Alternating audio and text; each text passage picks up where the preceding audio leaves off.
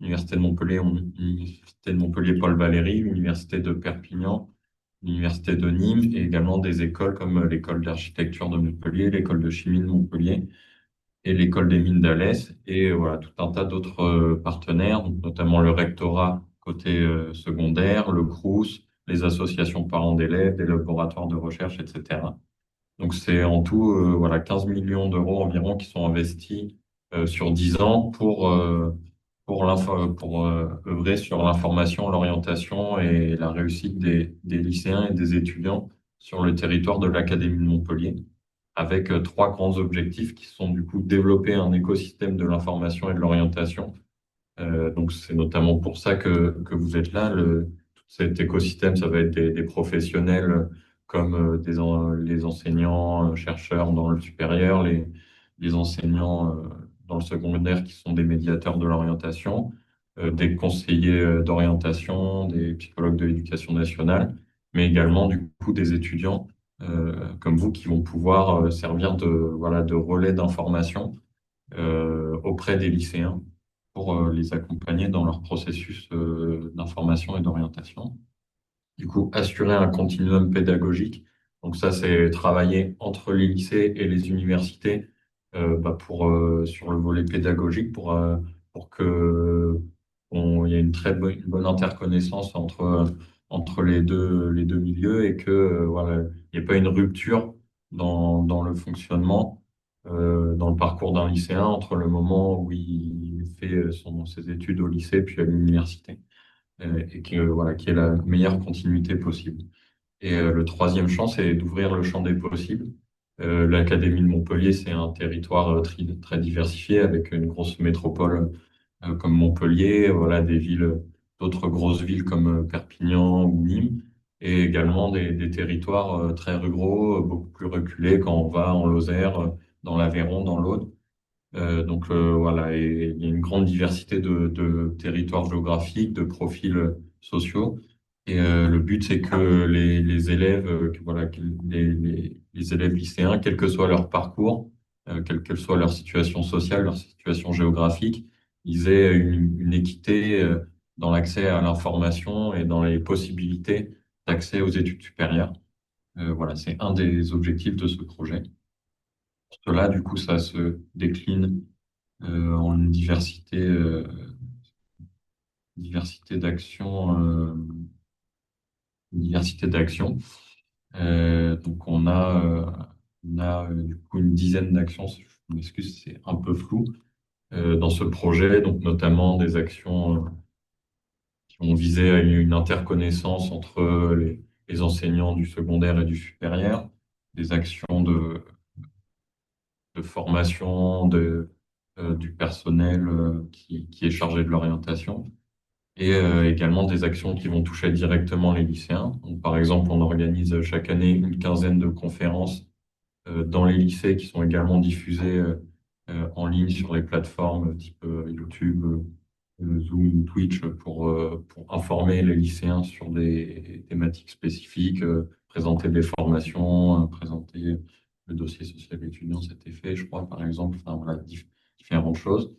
On a réalisé aussi des vidéos de visite virtuelle de tous les campus de l'Académie de Montpellier, du point de vue d'un étudiant, qui permet du coup aux lycéens de se connecter, de découvrir du point de vue d'un étudiant comment ça se passe une journée sur chaque campus. Et du coup, cette action étudiant ambassadeur, voilà, c'est quand même une des actions principales, parce que vous êtes chaque année entre 100 et 150 étudiants à être recrutés et à pouvoir derrière intervenir dans les salons, dans les journées portes ouvertes, dans les journées d'immersion ou directement dans les lycées. Et du coup, c'est vraiment voilà, c'est hyper important. Votre rôle, il est vraiment important parce que c'est une force de frappe vraiment importante.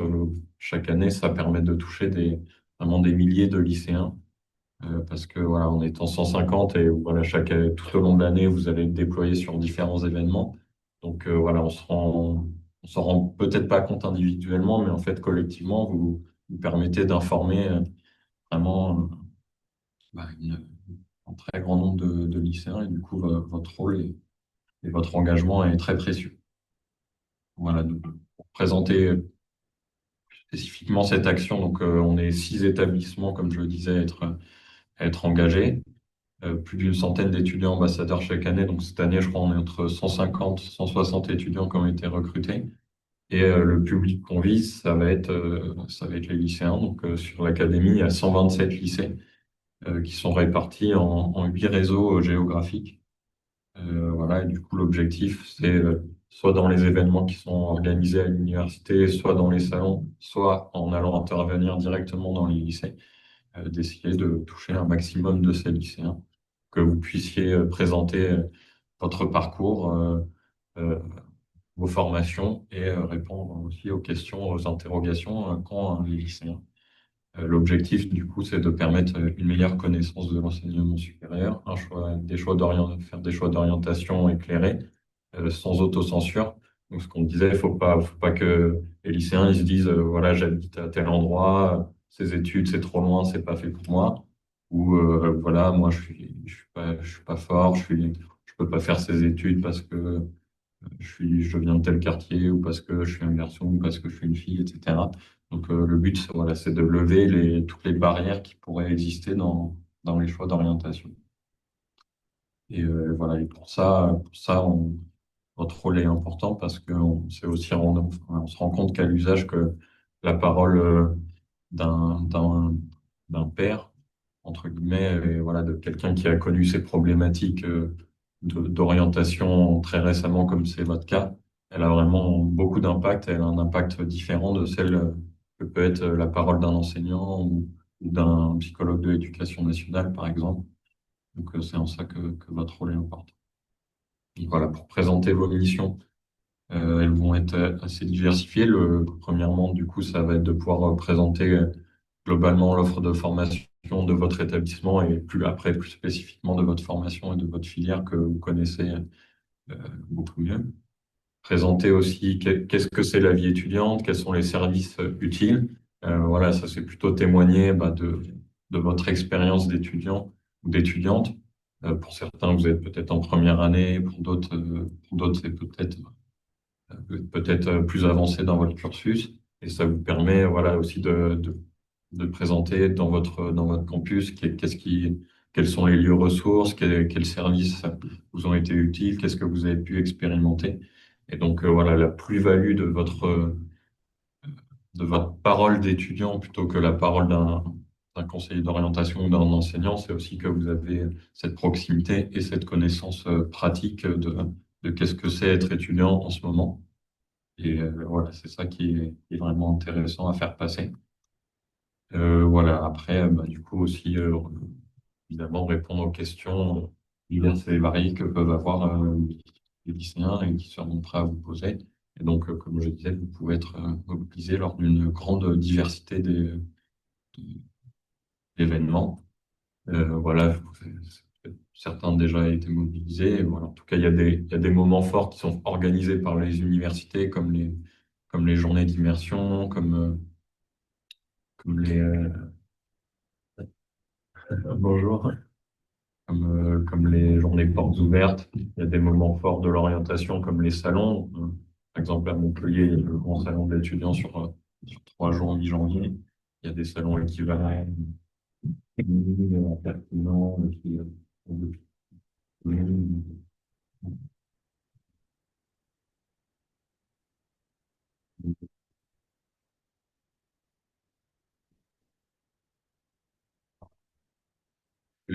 quelle est votre posture, évidemment, et voilà, de pouvoir être formé pour bien informer le public.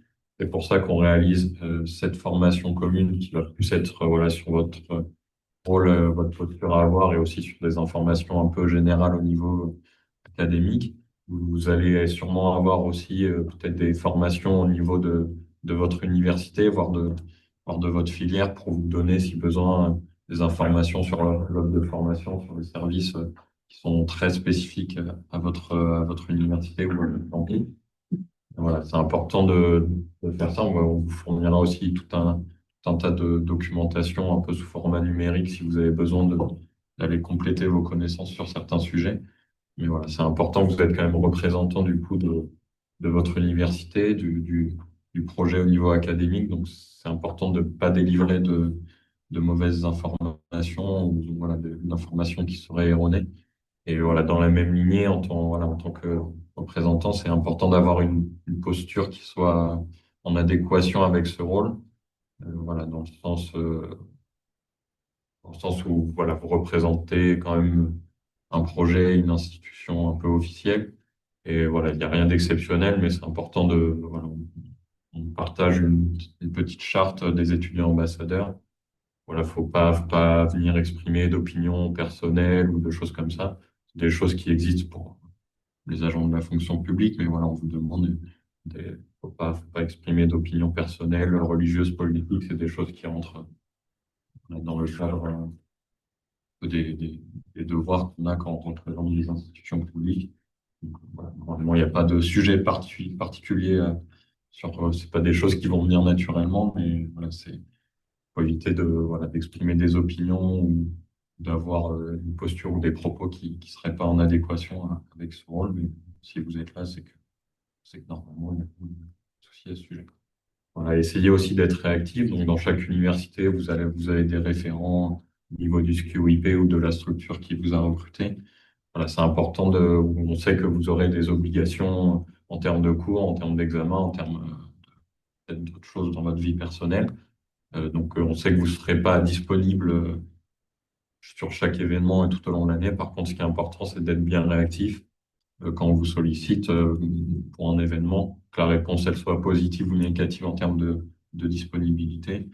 Et voilà, quand on a 25 ou 30 étudiants dans une université à suivre, voilà, si on a du mal à vous contacter, si vous ne répondez pas, c'est un peu plus compliqué d'organiser des interventions.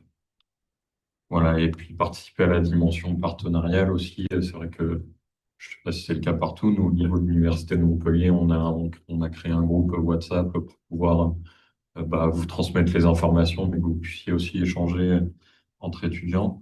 Voilà, c'est aussi l'occasion de faire partie un peu entre guillemets, d'un réseau et puis de pouvoir échanger des informations aussi entre vous sur vos expériences, etc. Et puis participer à cette dynamique de projet.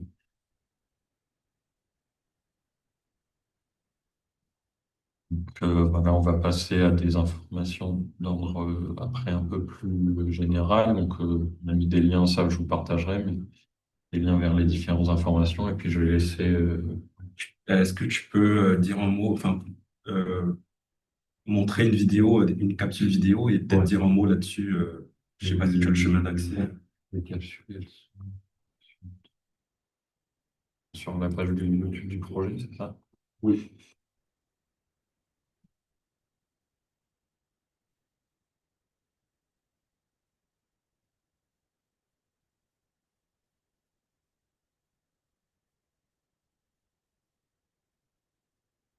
Je vais aller dans la playlist. Ouais. C'est la même. Alors, effectivement, du coup, donc, on a depuis l'an dernier lancé la création d'une bibliothèque de capsules vidéo. Donc c'est des étudiants ambassadeurs. Là, pour l'instant, il y en a 8 qui ont été réalisés. Donc, c'est des étudiants, des étudiantes ambassadeurs, ambassadrices de l'année dernière voilà, qui ont été formés, qui ont été filmés sur des vidéos format court de 1 minute 30, 2 minutes. Donc ça, c'est pareil, c'est une ressource que vous pourrez venir utiliser pour illustrer ça. Voilà, il y aura deux.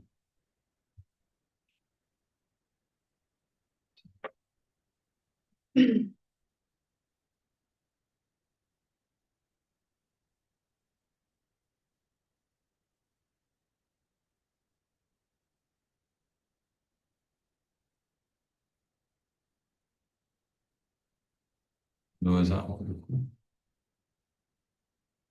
Ça me permet de partager mon expérience et ce que je sais avec des gens que ça intéresse. Bonjour, je m'appelle Maya, je suis étudiante en deuxième année d'études théâtrales et je suis aussi étudiante ambassadrice au SQIOIP de l'Université de Paul Valéry. En licence de lettres, en fait, on travaille tous un peu sur des projets, un ami qui est en train de monter sa pièce ou un ami qui est en train d'écrire un texte.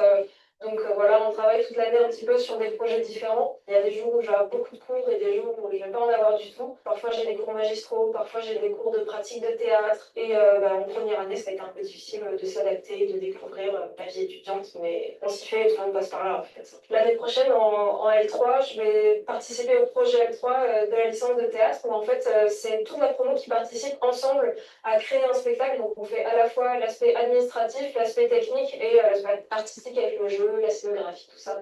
Ce qui a été difficile dans mon parcours d'orientation, les gens acceptaient pas trop que je voulais faire du théâtre. J'étais assez bonne en maths, par exemple. Mes profs de maths voulaient absolument que je parte vers une voie scientifique. C'était assez compliqué de convaincre mes parents, mes profs, mon entourage que c'était vraiment ce que je voulais faire.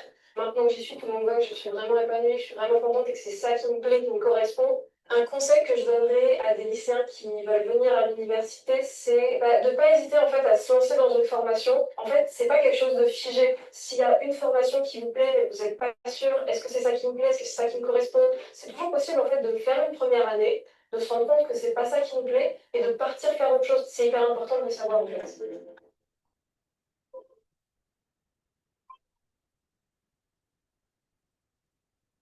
On apprend toujours de nos expériences.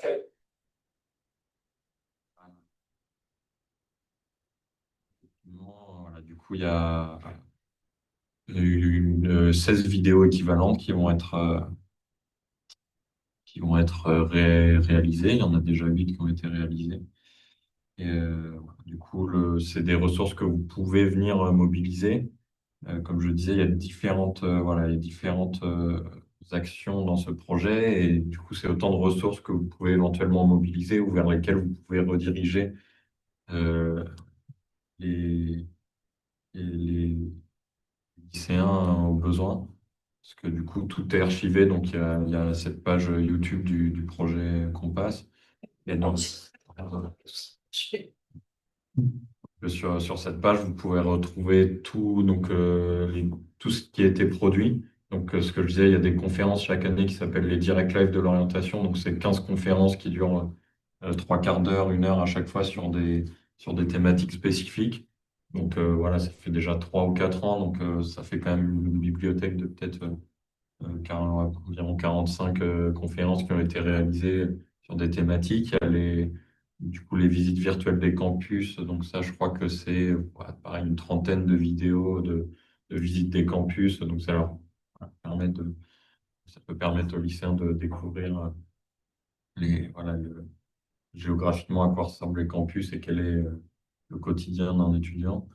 Et du coup, ces petites capsules vidéo d'étudiants ambassadeurs qui répondent à des questions, à 3, 4 questions-réponses sur quelle est leur filière, comment ils ont expérimenté la vie étudiante, comment s'est déroulé leur parcours d'orientation.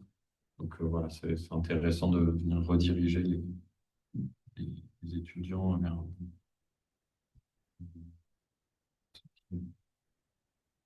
du contenu qui vont approfondir peut-être des questions qu'ils ont abordées avec vous, intervention ou sur un salon. Voilà.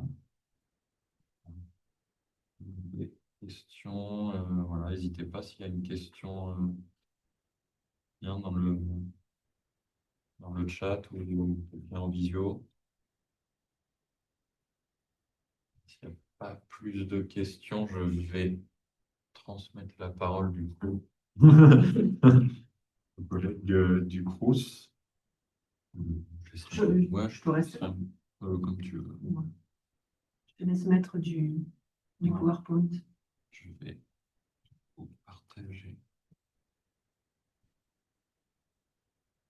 Aussi, le micro, il est où? Il est au niveau de ton PC. Ouais. Bonjour à toutes et tous. Est-ce qu'on m'entend si je reste là?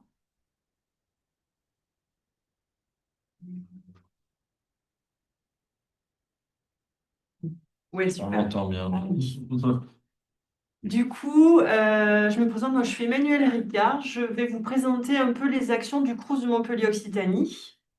Du coup, si tu peux mettre au fur et à mesure. Donc, je vous ai fait une petite présentation assez succincte parce que je vais essayer de vous parler de ce qui, pour nous, est le plus important, même si toutes les missions du Crous sont importantes. D'ailleurs, on va vite les voir si tu peux basculer à la slide numéro 4, juste pour rappel ou pour information. Le Crous a différentes missions. Oula. Non, c'est pas grave.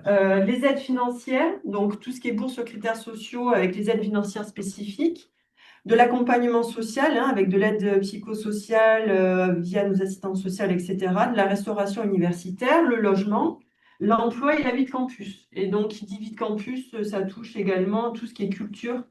Peut-être que vous savez que le Crous de Montpellier a la chance d'avoir le dispositif Youth et une salle de spectacle au Trioletto qui n'est pas très loin d'ici puisqu'elle est basée à la cité universitaire Triolet, juste en face du campus de l'UM. Donc ça, ce sont toutes les missions que le Crous, que le réseau des Crous a pour mission. Et donc là, moi, je vais vous parler notamment des aides, de l'accompagnement social et des aides financières. Donc, dans l'accompagnement social, justement, on va parler donc des bourses sur critères sociaux. Je vais vous parler des conditions d'attribution, de comment pour avoir, quelles sont les conditions pour avoir une bourse. Donc, il faut être âgé de moins de 28 ans du 1er septembre de l'année universitaire pour une première demande de bourse. Il y a des dérogations, donc limite d'âge prolongée d'un an par enfant élevé ou aucune limite d'âge pour les étudiants reconnus en situation de handicap. Il faut être également inscrit à une formation initiale et suivre les études à temps plein dans une formation habilitée à recevoir des bourses. Parce qu'encore une fois, ce sont des bourses sur critères sociaux pour l'enseignement supérieur. Donc, tout ce qui est université, mais pas que. Il y a certaines écoles qui sont donc habilitées pour que les élèves puissent recevoir cette bourse. Il y a aussi des conditions de nationalité. Il faut être de nationalité française ou avoir la nationalité d'un État membre de l'Union européenne et être en France depuis 1 an ou avoir travaillé en France. Concernant les étudiants d'une autre nationalité, il faut bénéficier d'un titre de séjour valide, être domicilié en France depuis au moins 2 ans et être rattaché à un foyer fiscal, père, mère ou tuteur légal qui est situé en France depuis au moins 2 ans. Je pense que de toute façon, sur cette présentation, vous allez la fournir. Parce que, voilà, déjà, je rassure parce que ce sont des choses que je ne vais pas vous demander d'apprendre par cœur, mais qui sont assez importantes. Donc, vous allez avoir le lien pour avoir la présentation. Est-ce que là, vous avez des questions par rapport aux conditions d'attribution?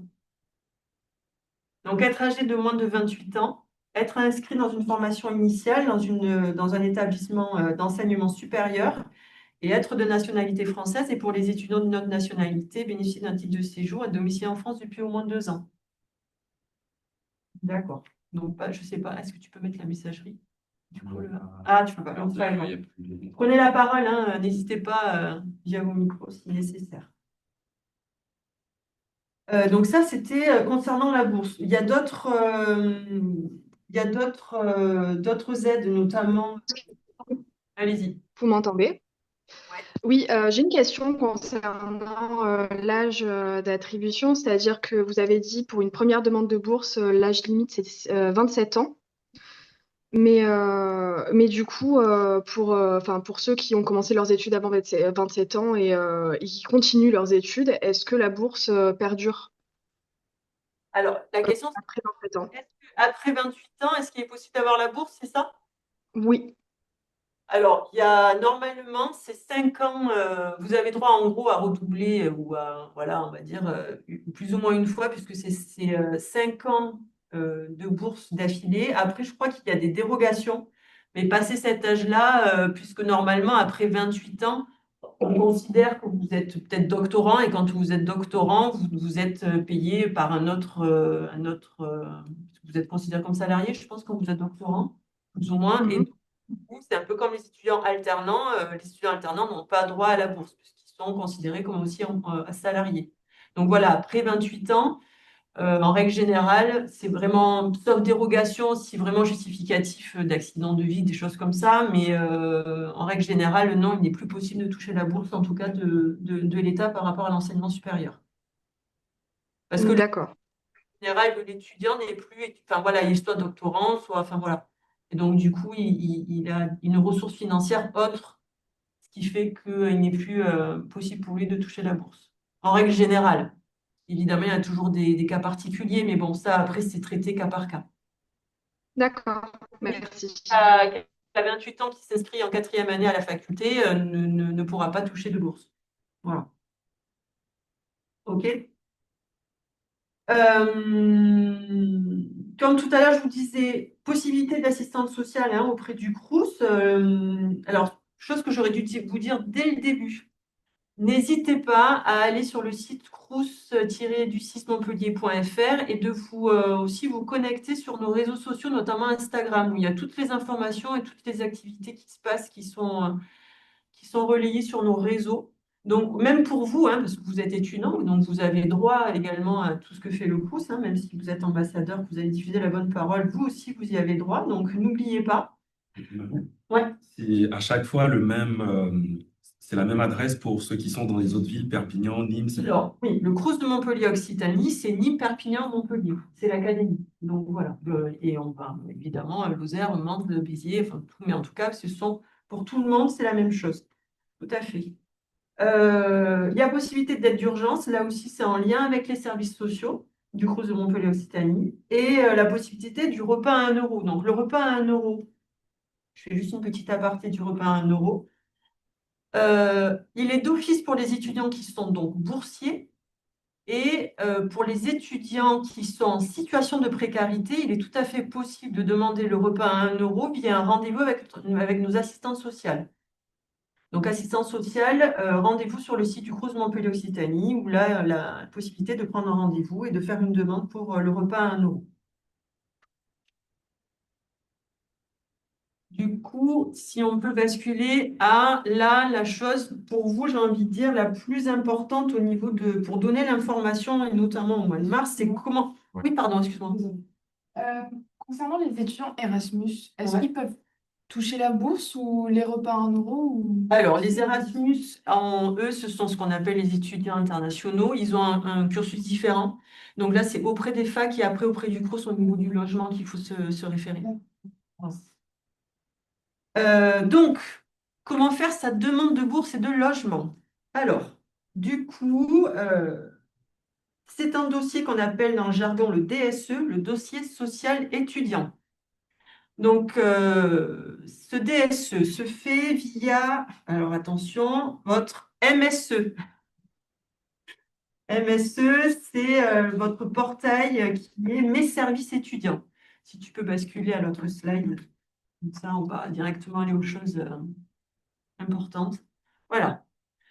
Donc, il faut se connecter via son compte MSE, messervices.étudiants.gouv.fr et cliquer sur l'onglet Demande de dossier social étudiant, le DSE. Et en règle générale, là, je n'ai pas encore les dates officielles, mais c'est à partir du mois de mars. Donc, chose très, très importante à communiquer si on vous pose cette question. Même si on ne sait pas au mois de mars où est-ce qu'on va, ce qu'on veut faire, où on doit aller, ce n'est pas grave. Vous faites le dossier social étudiant, vous cochez comme quoi vous voulez la bourse. Alors, vous pouvez, c'est bourse et ou logement. Mais moi, personnellement, je vous conseille de dire de cocher aussi logement. Après, qu'on en veuille un, qu'on n'en veuille pas, c'est pas grave. Mais en tout cas, le fait est d'avoir coché logement vous permet après, en tout cas permet à l'étudiant après, de continuer son process de DSE. Donc, c'est pas primordial d'avoir rempli son Parcoursup, de savoir absolument que je vais aller à Marseille, Dijon ou Perpignan. C'est pas grave, on fait sa demande de bourse, on met les choix, parce qu'à un moment, l'étudiant va devoir marquer, je veux aller faire une licence à Perpignan, une licence à Paris, etc. Il met tous ses vœux, il a droit à 5. C'est pas grave non plus si dans ses vœux qu'il a mis dans son DSE, finalement, il va à la fac de Dijon, il n'avait pas mis, c'est pas grave. Ça peut se rectifier après, d'accord? C'est pas un souci. Ce qui est très important, c'est de faire son DSE dans les temps. Pourquoi? Parce que les dossiers sont traités ce qu'on appelle au fil de l'eau. Donc, en règle générale, c'est à partir du mois de mars jusqu'au mois de mai. Tout ce qui est dossier hors délai, pour la plupart, les étudiants risquent de ne pas avoir leur bourse pour septembre. Parce que déjà, on a énormément de dossiers au fil de l'eau à partir de mars. Donc, plus l'étudiant va attendre, plus l'étudiant risque de recevoir sa bourse plus tard. Donc, c'est pour ça qu'il est très important de respecter le délai pour faire son DSE. Donc, une fois que le dossier est validé, alors dossier validé, ça veut dire en règle générale, pièce d'identité, un RIB au nom de l'étudiant, parce que c'est l'étudiant et non pas les parents ou tuteurs qui touchent la bourse. Donc, si on donne un RIB du nom de ses parents, ça ne fonctionnera pas, donc vous allez perdre du temps. Donc, un RIB au nom de l'étudiant. Les impôts, enfin les relevés fiscaux des parents, même si, alors là, vous allez me dire, il y a plein de cas particuliers entre les parents séparés, etc. Donc là, en tout cas, ce sont les parents qui déclarent l'enfant, qui doivent donner leur avis d'imposition. Une fois que tout ça c'est donné, donc le dossier est validé, un mail va vous être adressé et vous demandant de retourner des pièces complémentaires si nécessaire. Une fois que votre demande est validée, vous allez recevoir ce qu'on appelle une notification conditionnelle. La notification conditionnelle, pourquoi? Parce que vous avez fait tout dans les délais et l'inscription à la fac, c'est qu'au mois de juin et vous avez déjà tout fait et on va dire qu'avril, votre DSE est complet. Donc, vous avez une notification conditionnelle qui va donner l'échelon de la bourse, enfin déjà vous dire si vous êtes boursier ou pas, si vous l'êtes, l'échelon de la bourse. Et une fois que vous allez avoir fait votre inscription à la fac, payer également votre CVEC ou CEVEC, je ne sais pas comment, voilà, vous allez recevoir votre certificat de scolarité. Et c'est ce certificat de scolarité qu'il faudra renvoyer au Crous. Parce que ce sera la preuve comme quoi vous allez être bien étudiant pour l'année qui va suivre. Que donc, à partir de septembre, on vous versera la bourse. D'accord? Donc là, une fois que votre certificat de scolarité sera bien reçu, l'étudiant recevra une notification définitive de bourse, comme quoi c'est bon, tout est bon pour nous de notre côté et il recevra correctement sa bourse tous les 5 du mois, entre la fin du mois et le 5 du mois suivant. Donc ça, c'est pour le dossier social étudiant, on va dire niveau bourse. Est-ce que vous avez des questions par rapport à ça? Non dans la salle et en visio non plus. Donc ça, c'est par rapport à... Alors, non, ok. Donc, vient la question du logement. Donc, la question du logement vient un peu plus tard, puisque elle vient à partir, je ne sais plus les dates, mais en règle générale, c'est à partir du mois d'avril, je crois. Je pas marqué là. Non, je ne crois pas. Bon, en tout cas, là, je n'ai pas les dates encore, mais bon, en règle générale, c'est au mois d'avril, je crois, ou à mars-avril. Ah, pardon. Ah. Si Tien n'a pas mis la fac où il a été accepté, il appelle donc son cours de référence pour... Alors, il n'appelle pas. Alors, très bonne question. On n'appelle pas. On passe via son compte MSE. En fait, comment on appelle ça? Ah, mince, aidez-moi.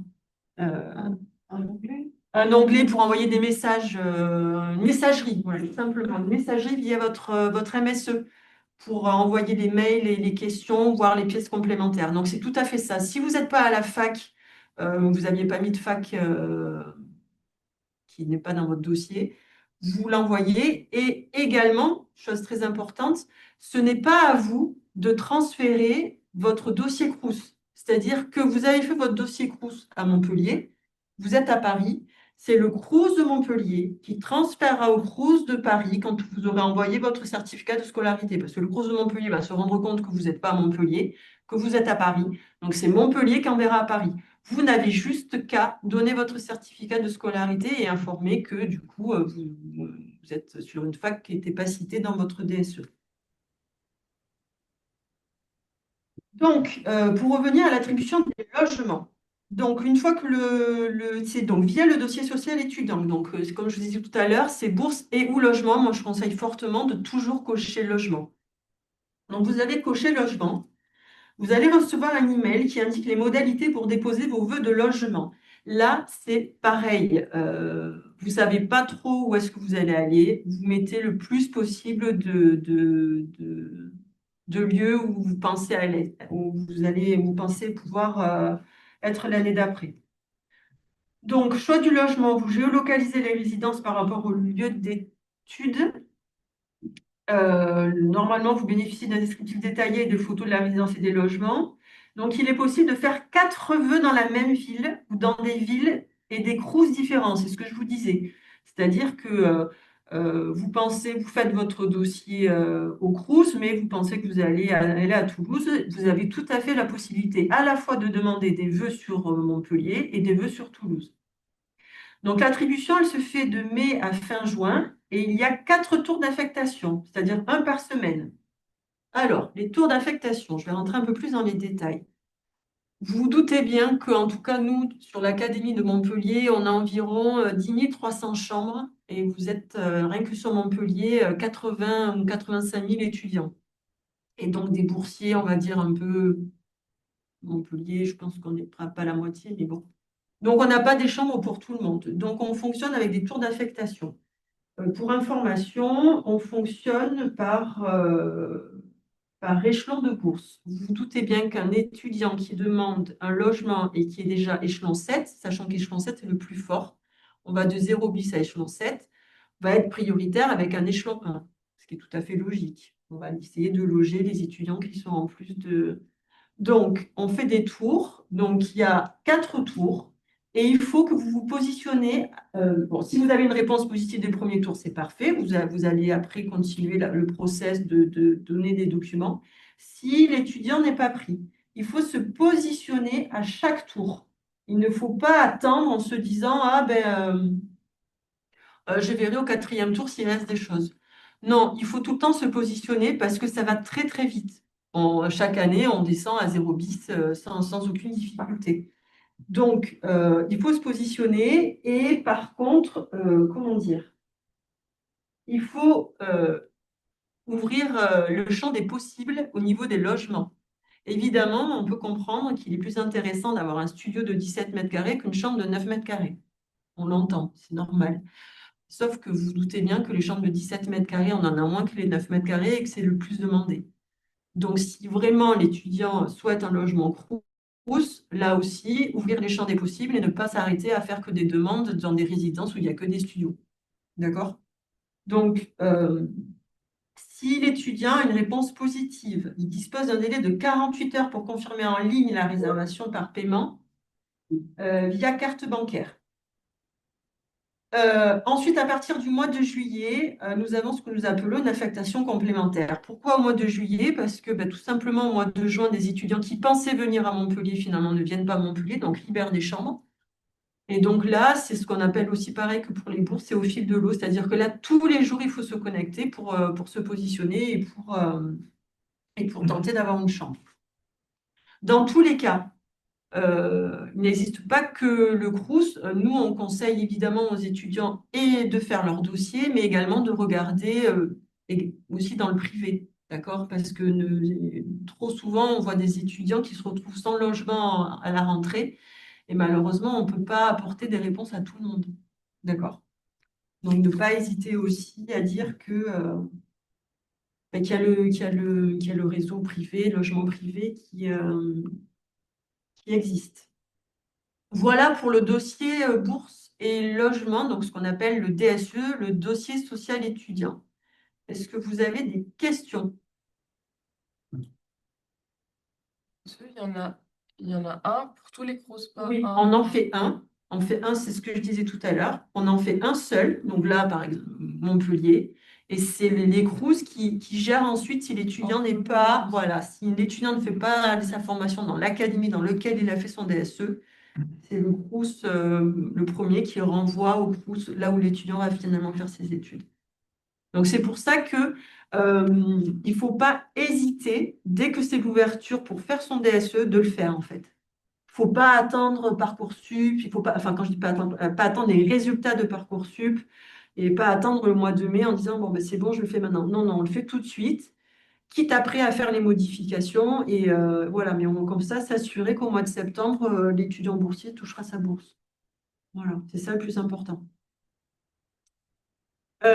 Si c'est bon pour tout le monde par rapport à ça, vite fait, la CVEC, la contribution de vie étudiante et de campus. Donc, vous l'avez déjà payé. Donc, c'était pour rappeler qu'en tout cas, à quoi ça sert concrètement? Accéder plus facilement aux soins sur le campus et rénover la politique de prévention, favoriser l'accompagnement social, renforcer l'action sociale des établissements et des CROUS, soutenir des initiatives culturelles et associatives, développer la pratique sportive sur les campus et notamment dans les cités universitaires chez nous, faire vivre l'art et la culture dans les établissements d'enseignement supérieur et améliorer l'accueil des étudiants en général. Voilà, juste un petit rappel, CVEC ou CVEC, comme vous voulez.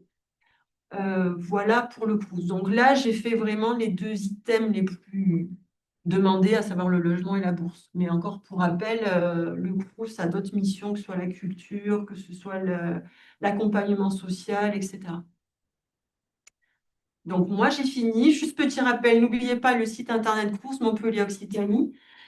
Également, je vous conseille vivement d'aller sur le site étudiant.gouv.fr. C'est un site de l'État qui vraiment est une source d'information pour tous les étudiants, y compris les étudiants internationaux. Donc, où il y a vraiment toutes les informations pour un étudiant tout au long de sa vie sur le campus, etc.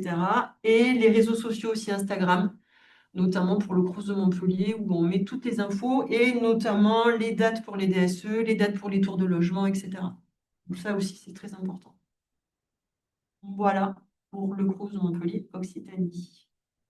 Super.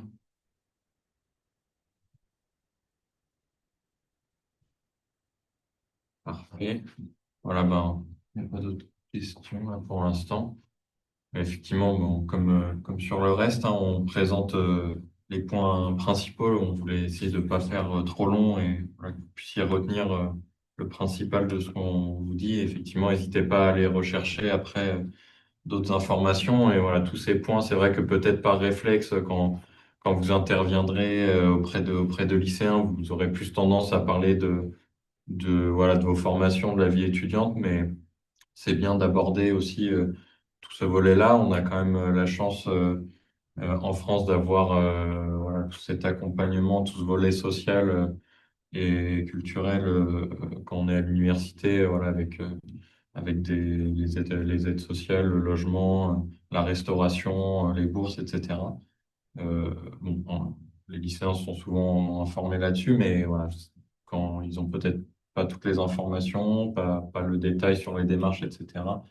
Et voilà, ça serait dommage qu'il y ait du non-recours à toutes ces aides et à toutes ces possibilités pour des lycéens. Voilà, on sait que c'est un âge de la vie où c'est parfois un peu compliqué, donc voilà, n'hésitez pas à aborder ces thématiques-là, à citer le Crous et à citer toutes les aides et toutes les démarches auxquelles les lycéens peuvent accéder dans vos interventions. Alors, je vais laisser désormais, s'il n'y a pas d'autres questions dans l'immédiat, la parole à notre collègue Simone pour vous présenter la démarche Parcoursup. Tu es avec nous, Simone, c'est bon? Oui, alors déjà, premier test, est-ce que vous m'entendez? Parce que j'avais un souci d'ordi. Est-ce que vous m'entendez? Ok. Tout le monde t'entend bien, Simone. Ah, génial, merci. Je vais partager du coup depuis mon ordi la présentation. Voilà. Tu peux revenir? C'est pas la première slide. Ok, super. Donc, bonjour à toutes et tous. Je suis vraiment désolée parce que normalement, j'aime bien être sur place, mais on avait des impératifs. Donc, un atelier au SQIO du centre-ville. Donc, du coup, je fais une pause pour vous faire une présentation. Donc, moi, je m'appelle Simone Lenzing et avec ma responsable, on est en charge de Parcoursup pour l'Université de Montpellier. Donc, nous sommes aussi les administratrices. Ça veut dire que nous, on est en charge de gérer tous les comptes, tous les accès, pour toutes les formations de l'Université de Montpellier, hors IUT, qui sont gérées un peu indépendamment, pour les paramétrages et surtout les suivis de toute la phase Parcoursup. Donc, je sais que c'est un élément, bon, j'ai bien aimé la première slide qui Parcoursup. Bon, vous êtes passé par Parcoursup, c'est toujours un portail qui évolue, qui s'améliore aussi d'année en année, mais qui est source d'angoisse, mais en même temps qui a quand même l'avantage d'être de plus en plus transparent, avec de plus en plus d'informations, de liens, d'accompagnement proposés. Et donc, ce qu'on appelle un peu les bons réflexes à adopter, c'est un peu les fascicules qui sont mis à disposition du ministère pour cette année. Donc, effectivement, ça implique un accompagnement et le but est effectivement pour vous déjà de vous donner juste un petit aperçu et savoir où vous pouvez trouver les informations, mais savoir aussi que c'est effectivement à vous de rediriger aussi, toujours en cas de souci, parce que qui dit portail, parfois il y a des erreurs de choix, toutes sortes de problèmes techniques et autres, de savoir aussi que vous sachiez qui au sein donc de notre établissement, aussi après des autres, qu'il y a des personnes derrière et effectivement, qu'on peut réagir et il faut s'adresser vraiment aux personnes vraiment compétentes de Parcoursup. Mais on y reviendra hein, au contact. Donc, tu peux, s'il te plaît, passer à la première vraie slide. Ou c'est moi qui ai la main, pardon. Je dis une bêtise. Non, non, c'est ici. Voilà. Alors, tout au début, juste rapidement, comme je disais, est-ce que Madame Kachni-Sophie est dans la salle avec vous? Non? Non? Ok, donc juste parce que désolé, je ne vois Ah, pas qui est là. Alors, pour vous dire, actuellement, on est en train que nous, surtout les responsables de formation, de paramétrer la nouvelle offre. Et ce qui est très important, elle sera donc visible et vraiment à jour et pertinente pour l'année à venir à partir du 17 décembre. Actuellement, Parcoursup est ouvert, mais on est en effet encore sur l'offre de l'année qui est en train de se terminer. Donc, ce qui est important, juste pour vous montrer de notre côté du background, donc effectivement, que chaque établissement, il doit voter les capacités, combien de places va-il mettre proposées sur Parcoursup, quels vont être les attendus qu'on aura par rapport aux spécificités de la formation, quels sont les critères généraux d'examen de vœux, donc vraiment concrètement, qu'est-ce qu'on va analyser pour pouvoir classer les candidatures. Donc, ça, c'est juste pour vous montrer que c'est quelque chose qui est actuellement en cours du côté donc du back-office des établissements.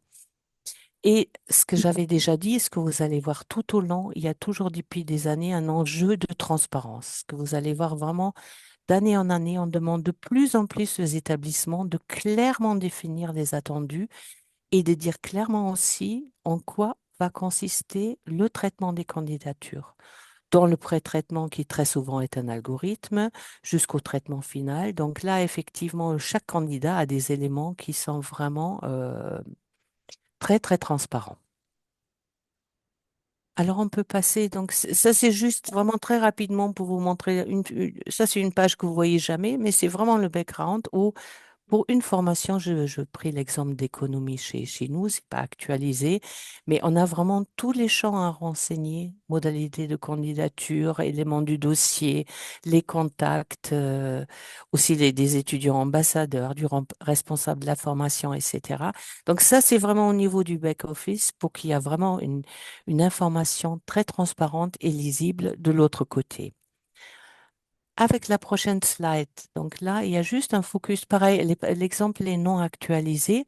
Vraiment, les critères d'analyse des candidatures, vous voyez la finesse avec laquelle chaque commission doit vraiment renseigner quels sont les critères. Forcément, ça débute avec les résultats académiques, ils sont pris en compte comment pendant la commission et avec quel degré d'importance. Pareil pour aussi des critères qui sont plus qualitatifs que vous retrouvez en bas, comme des savoir-être. Donc, je rentre pas dans le détail, mais que vous sachiez vraiment qu'il y a toute cette analyse derrière pour qu'il puisse y avoir vraiment une transparence de l'autre côté. Donc ça, c'était juste une petite parenthèse du back-office et qui concerne un peu le travail des établissements et des responsables de formation actuellement. Alors, le calendrier Parcoursup 2025-2026, on est vraiment face à un calendrier très, très stable, toujours en 3 étapes. S'il y a vraiment des écarts, ils se situent à 1 ou 2 jours. Donc, ce que je disais au début, on est au niveau de la phase d'information et vraiment date importante à retenir, le 17 décembre, où vraiment l'offre de formation sera stabilisée et affichée. Uniquement les formations qui ont actualisé leur paramétrage seront affichés et visibles dès le 17 décembre. Et c'est quasiment la totalité des formations. Donc, c'était la première étape. La deuxième étape, donc, ce sont les inscriptions. Donc, une phase vraiment cruciale où effectivement, vous êtes sûrement emmené à échanger aussi avec des étudiants qui débutent le 19 janvier jusqu'au 12 mars. Parce que là, il est important de faire le choix des vœux et un maximum de choix possible pour effectivement avoir aussi un maximum de chances d'avoir des propositions. Parce que vous savez, il y a toujours aussi après une procédure complémentaire. Vous connaissez les règles du jeu, mais effectivement après, toutes les formations n'y seront pas affichées. Donc, il est quand même très important d'optimiser au maximum cette phase-là et de faire ses vœux, donc jusqu'au 12 mars. Et toujours comme les années précédentes, les candidats ont jusqu'au 1er avril pour vraiment compléter et valider définitivement. Mais ils ne pourront plus ajouter de vœux. Donc là, on reste toujours sur la même logique. Donc ça, c'est vraiment la date du 12 mars est vraiment à retenir. Et après, donc ça laisse un peu de temps de vraiment finaliser les dossiers et de valider définitivement. Donc on arrive donc à la troisième phase, qui est la phase la phase d'admission qui débute le 2 juin jusqu'au samedi 11 juillet. Donc là, chacun va recevoir ses réponses au fur et à mesure et il y a des décisions à prendre. Et ça, c'est quand même aussi une phase, on en reviendra à cause d'un certain nombre de détails qu'il faut préparer parce qu'il se peut qu'il y a plusieurs propositions qui arrivent en même temps. Il y a rapidement des choix à faire. Les temps de réponse sont relativement courts. Et aussi, on va y revenir, il y a assez rapidement, 2, 3 jours après, il faut classer les vœux en attente. Ça, c'est valable depuis l'année dernière. Donc, vraiment, déjà très, très tôt, il faut quand même, quelque part, avoir fait un travail sur l'hierarchisation des vœux. Et en parallèle, donc, effectivement, vous avez les dates, la procédure normale. Et en parallèle, à partir du 11 juin, on a la procédure complémentaire qui débute. Donc, n'hésitez pas à la fin aussi. Bon, le calendrier, vraiment en 3 phases, il est facilement accessible pour tout le monde. Donc là, ça me semble très important. Là, vous allez voir, dès que vous avez le petit macaron, c'est des slides que je pris donc directement sur le site de Parcoursup qui sera accessible aussi pour vous, où il y a vraiment tous les conseils pour les futurs candidats. Donc, on est toujours à 10 vœux, plus 10 vœux supplémentaires pour les formations d'apprentissage. Ça ne change pas. On a toujours l'organisation sous vœux pour certaines filières sélectives. Donc, vous avez vraiment là les principes de base, hein. Les vœux sont formulés librement par les candidats. Une réponse pour chaque vœu formulé à partir du 2 juin. On l'a évoqué dans le calendrier. La date de formulation de vœux n'est pas prise en compte. Ça, c'est aussi assez important de le dire parce que souvent on dit il faut que je fasse rapidement parce que peut-être le premier qui a positionné cette formation sera accepté plus facilement. Donc, c'est une fausse idée, c'est une idée reçue, ça ne rentre nullement en compte. Important, chaque formation n'a connaissance que des vœux formulés pour elle. Donc, elle ne pourra jamais avoir une visibilité sur le vœu sur d'autres formations. Tout pareil aussi de dire, ah, celui-là, il a fait d'autres vœux sur une autre université, etc. Ce n'est pas visible pour les formations. Donc là, il y a discrétion absolue. Donc, vous êtes vraiment libre de faire vos choix jusqu'à ce que vous atteigniez une limite, si possible, et où vous le souhaitez. Il n'y a aucune visibilité, donc, de la part des commissions. C'est important. Quand un candidat accepte une formation, il a toujours la possibilité de conserver les vœux en attente. Donc ça aussi, c'est quelque chose, c'est une crainte que vous allez vraiment entendre auprès des jeunes. Si j'accepte, est-ce que je peux maintenir? Oui, on peut maintenir. Et c'est vraiment, je vous montre après aussi des outils qui vous aident là-dessus. On a toujours la possibilité, on vous demandera toujours si vous voulez rester en attente. Et le conseil est vraiment de rester en attente. Quand il s'agit d'un vœu qui vraiment qui est un vœu qu'on préfère, qu'on hiérarchise par rapport à la proposition qu'on a obtenue, de vraiment rester, de garder ce vœu en attente jusqu'au bout. Ok. Et ce que j'ai déjà évoqué, ça c'est vraiment une nouveauté, assez rapidement, il faut quand même classer les vœux qui sont restés en attente pour lesquels on n'a pas eu tout de suite une proposition Et de ce fait-là, ça va aussi quand même éliminer un certain nombre de vœux à partir du 5. Donc ça, c'est quelque chose à prendre en compte. Au moment où on classe, effectivement, l'hierarchisation a son importance. Donc forcément, si je mets un vœu en premier, tous les autres vont disparaître à partir de cette date-là. Donc ça, c'est vraiment quand même une réflexion à prendre en compte et à voir très, très rapidement. On peut passer au prochain. Après, c'est... Dans la salle, Simone. Oui, pardon, il y a des questions dans la salle? Quand on dit un vœu, est-ce que c'est comme en master que un vœu c'est juste l'université et dedans on peut mettre plusieurs, par exemple économie, informatique Alors, et non, il y a effectivement, il y a les vœux. Non, on peut pas tout à fait comparer, mais il y a des formations qui s'organisent aussi en sous-vœux. Je donne un exemple. La PASS, la première année accès aux santé, on a 11 options et 2 entrées, une entrée sur Nîmes et sur Montpellier. Donc, c'est organisé en sous-vœux. Donc là, effectivement, on peut faire des sous-vœux. Mais on n'a pas une correspondance exacte, mais on a d'autres formations, par exemple les BTS, où vous pouvez candidater pour plusieurs BTS, mais à cette condition-là qu'il s'agit du même. Donc, on n'a pas du tout ce regroupement que vous évoquiez au niveau des masters. Il y a sûrement des similitudes, mais en général, c'est clairement indiqué quand il s'agit, donc, quand ce vœu est associé à un sous-vœu. Et quand il est associé à un sous-vœu, ça ne compte pas pour un vœu supplémentaire. Mais en parallèle, vous avez aussi vraiment des compteurs. Et là, j'avoue, je ne peux pas répondre pour toutes les organisations des formations. Il y a aussi les regroupements pour les IFSI, où nous, on a des regroupements dans le paramédical, où il y a plusieurs sites. Et donc, ce sont des sous-vœux, mais ça ne compte que pour un vœu. Donc, il est important de savoir qu'on a 10 vœux en tout et 10 sous-vœux. Mais l'organisation diffère vraiment d'une formation à l'autre. Mais normalement, c'est vraiment clairement indiqué.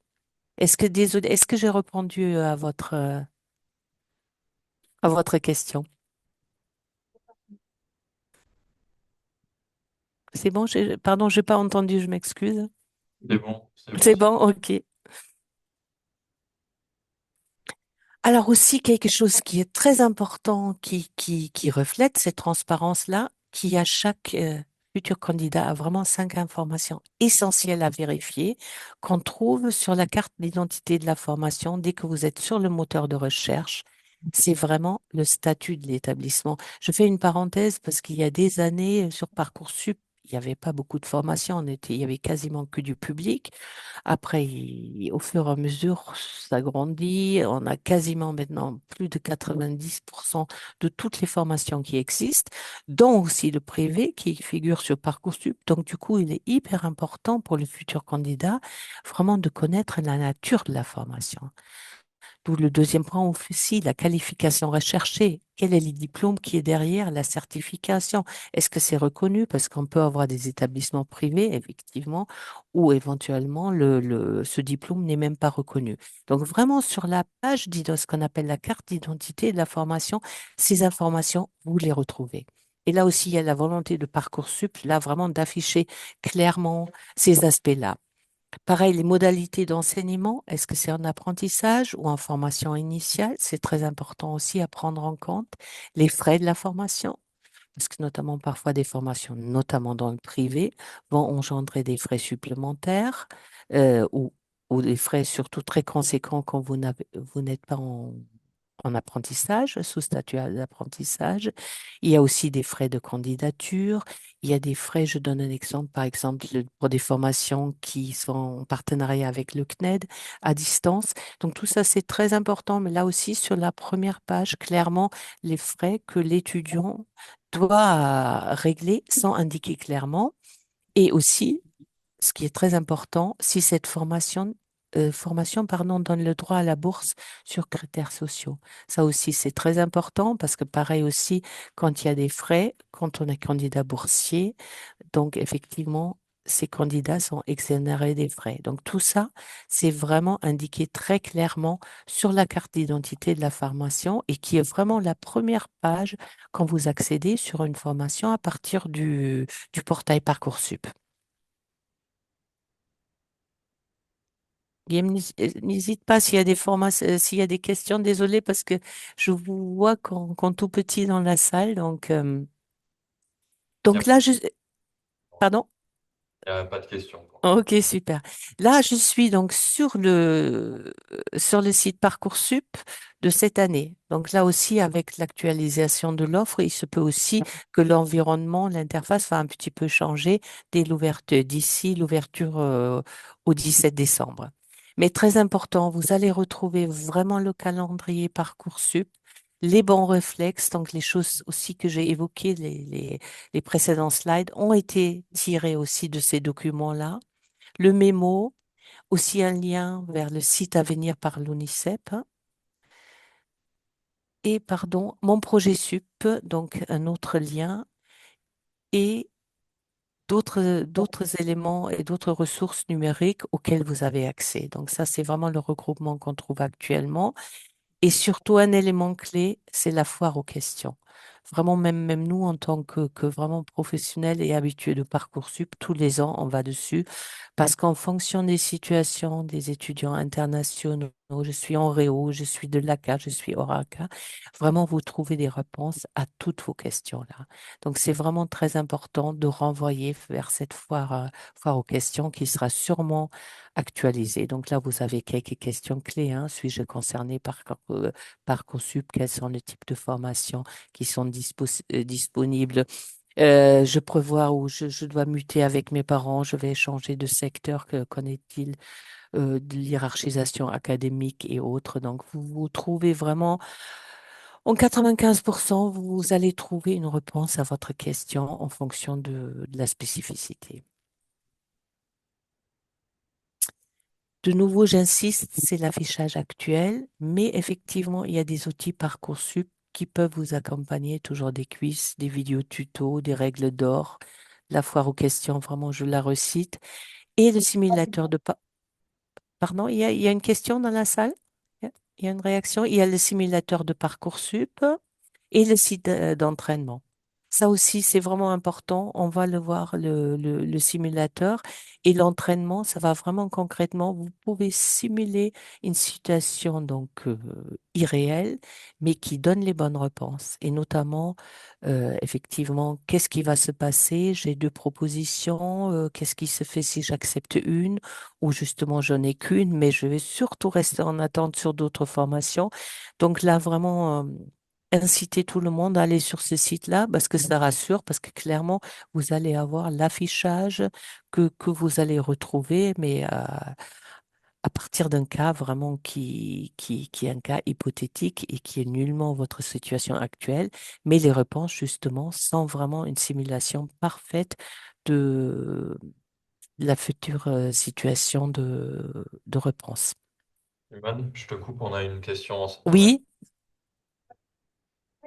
Justement, on ne trouvait pas de réponse dans la foire aux questions. Est-ce qu'il y avait un numéro qu'on pourrait contacter ou oui. Bien sûr. Et là, on va y revenir au dernier slide, les numéros qui vont pas tarder, bien sûr. Et ça, c'est vraiment, merci pour cette question-là, parce que surtout, je vais y revenir parce que j'avoue, je connais pas le numéro par cœur. Mais sachez aussi, là aussi, s'il y a une question, quelque chose que vous ne trouvez pas, je vais vous indiquer aussi notre numéro à nous au sein du SQIO. Donc là aussi, on est vraiment vos interlocuteurs, hein. Et donc, les prochains slides, donc très rapidement, je pense, on va. Alors, il faut encore attendre, hein. Je peux vous faire patienter pour le numéro de téléphone? Ouais, ça sera la dernière slide du coup. Ok. Donc après, donc juste assurer cette visibilité des critères de candidature, c'est un peu par les slides par lesquels on a commencé en back-office. Mais là, vous voyez, donc on est du côté des candidats, donc ça va vraiment permettre cet affichage-là sur les fiches de formation, comment comprendre les critères d'analyse, de visualiser les chiffres d'accès, etc. Quels sont les critères de qualitatif euh, jusqu'au quantitatif, à quel pourcentage seront-ils pris en compte? les conseils pour les candidats et des conseils aussi, surtout aussi basés sur les enseignements de spécialité suivis, euh, des rapports d'analyse des candidatures de l'année riches en données vraiment pour réfléchir. Donc, vous avez tous ces détails-là, des grilles d'analyse des candidatures. Peut même aller que vous pouvez simuler l'accès à la formation, pas seulement en fonction de votre série du bac, mais aussi par rapport à votre paire d'enseignement de spécialité que vous avez maintenu. Donc, c'est pas, ça dépend des données disponibles. Donc, effectivement, pour des formations à faible effectif, il n'y a peut-être pas assez de données statistiques pour avoir des énoncés, mais pour la majorité des licences, là, vraiment, vous allez avoir beaucoup d'informations.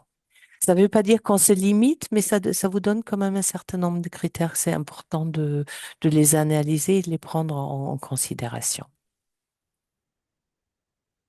D'accord? Donc, vous les trouvez là sur la droite, vraiment dont je parlais, les simulations, effectivement, avec un bac général.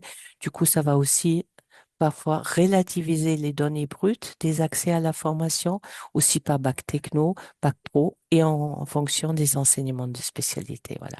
Donc, ce sont vraiment les chiffres globaux d'accès. Et on y arrive. Donc, s'il n'y a pas de questions là-dessus, vraiment, je vous renvoie sur le site.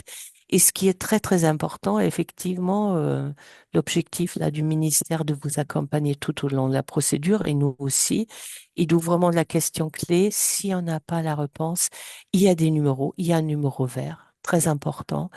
Et donc, vous l'avez, il est affiché là. Et depuis la messagerie, la rubrique contact. Ça, c'est vraiment important, surtout dès qu'il y a le moindre souci technique. Il s'agit d'un portail, parfois il y a des bugs, des dysfonctionnements. Et contact, sachez, pour notre académie, c'est nos collègues du rectorat qui sont juste vraiment, qui sont derrière ce courriel, qui sont vraiment très, très réactifs. Pareil, après, il y a donc Instagram, Twitter, Facebook, WhatsApp, YouTube, la foire aux questions. Donc vraiment, entre ce numéro vert, la messagerie, et en troisième, et peut-être pas le dernier, je citerai le SQUIP, et dans la prochaine slide, vous allez retrouver nos numéros. Donc pour les deux sites, donc on a une adresse courriel, donc où ma collègue et moi, donc ma responsable, Madame Cachny et moi, sont derrière et deux numéros de téléphone. Donc là aussi, vraiment, n'hésitez pas. Sachez ce que vous avez vu. Donc, on a en charge de cette mission, c'est une des missions du SQEIP. Donc, vraiment, on va pouvoir vous répondre assez précisément. Et si nous, on n'est pas en mesure, c'est vraiment, on renvoie vers Contact. Et le rectorat est derrière. Et je pense que c'est très important parce que il y en a pas beaucoup, mais parfois, il y a des candidats qui hésitent, qui se sentent trompés, qui se manifestent parfois trop tardivement. Et quand on est très réactif, on peut rattraper beaucoup de choses, aussi des erreurs de réponse, mais il faut, en fonction du calendrier qui avance, il faut être réactif. Donc, du coup, vraiment, merci pour la question. N'hésitez pas à nous contacter. Moindre question, si vous la trouvez pas dans la foire aux questions, ou s'il y a vraiment une question très spécifique, donc ces deux numéros sont là pour vous. Donc voilà, je suis à votre disposition maintenant pour des questions, au sens à tout au long, donc de votre mission au SQIOIP, et moi je suis plutôt au centre-ville. Voilà. Donc merci beaucoup. Merci Simone. Juste une petite question, parce que comme on a aussi les étudiants de Perpignan, de Nice, Oui, pardon, oui, excusez-moi, j'ai un petit peu focalisé est-ce sur, que euh, sur l'UM parce que je vois l'UM et je vois pas les affichages des autres, hein, donc ça témoigne voilà, pour les autres universités, est-ce que c'est aussi les SQOIP qui sont en charge de cette partie-là? Est-ce qu'ils peuvent aussi, les étudiants? Non, pas forcément, mais, mais souvent ça peut être la direction d'études et donc sans ça, ils sont en mesure de renvoyer. Et du Ouais, coup, ce qui est très important, le contact, vraiment, quand on est de l'académie, c'est vraiment le rectorat de Montpellier qui est derrière et qui est aussi en lien, donc, pour l'université de Montpellier avec nous, mais qui sait exactement à qui s'adresser. Et sans ça, le SQIO sera sûrement en mesure de vous le dire. Mais en général, c'est plus souvent dans les autres universités la direction de la formation et des études qui est en charge de Parcoursup. ok. Bon, Donc là, comme ça. vraiment, c'est pour lui, moi. Je peux intervenir? Bien sûr, avec plaisir. Bonjour Simone, Daphné Guéry, Ah, de l'Université Paul Valéry. Donc je voulais préciser hein, effectivement cette information. À Paul Valéry, ce n'est pas le SCUO qui gère Parcoursup, c'est effectivement la direction des études. Donc nous, on n'a pas du tout accès à ce back-office et on ne peut pas réparer les erreurs. Voilà. Donc effectivement, ce qui peut être fait par le SCUO de l'UM ne peut pas forcément être fait par les autres établissements, en tout cas par les autres SCUO des autres universités. mm. Voilà, donc je pense que le contact de référence, il faut contacter le rectorat. Ouais, voilà, pour premier niveau, enfin, en tout cas, si vous devez Tout à communiquer fait, ouais, ouais. envers les lycéens, mais redirigez-le d'abord vers le numéro vert, vers la rubrique contact dans Parcoursup, vers la foire aux questions. Et voilà, le contact envers les SQIP, ça va plutôt être pour vous, pour les étudiants de l'UM, ou voilà, les SQIP des autres universités pourront vous indiquer éventuellement le Bien service sûr. support Con- à référer. Concerné. Et s'il y a vraiment un doute, donc vraiment vous passez par nous au moment où vous signalez de quelle université il s'agit, on vous redirigera aussi si on n'a pas l'information. Donc, si elle est vraiment spécifique à votre établissement. C'est plus pour Donc, des... ouais, vraiment, le contact, c'est vraiment ouais, c'est le premier contact à avoir. Super. Eh ben, Donc, merci. merci à vous, très bonne continuation. Encore désolé que j'étais pas avec vous. Et Merci. vraiment, le but, c'est n'hésitez pas à revenir vers Contact ou vers nous et pour qu'on puisse aussi vous rediriger vers les autres. Super. Merci beaucoup. Merci, à bientôt. Au revoir.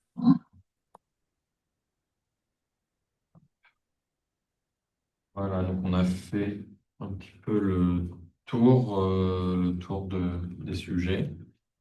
Voilà, j'espère que ça a pu être clair et pas trop, voilà, pas trop. On a essayé de se centrer sur des informations importantes, principales pour pas faire trop long et pas faire trop d'informations à digérer d'un seul coup. Voilà, vous êtes tous de toute façon, ouais, une question. Les diapos, on va les retrouver où? Les diapos, on va les transmettre, ouais, on va les envoyer à vos référents dans chaque université, chaque établissement, pour que déjà les trois PowerPoint vous soient transmis. Et comme je le disais, voilà, on va aussi, voilà, des fois vous transmettre d'autres informations ou des liens, etc., voir le cas échéant à approfondir.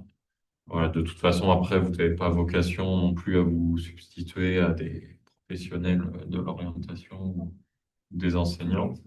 On va tout expliquer. Mais c'est Voilà. une heure. C'est ça, de toute façon, là, le but, c'est vous de vous donner une base d'informations. C'est toujours bien de faire ces petits rappels, Parcoursup, etc., parce que vous allez sûrement avoir pas mal de questions là-dessus. Donc voilà, le but, c'était de vous donner une petite boîte à outils de base que vous pouvez pas forcément même présenter à chaque fois, mais voilà, si vous avez des questions, vous pouvez répondre ou voilà, venir rediriger vers l'acteur qui est le plus pertinent.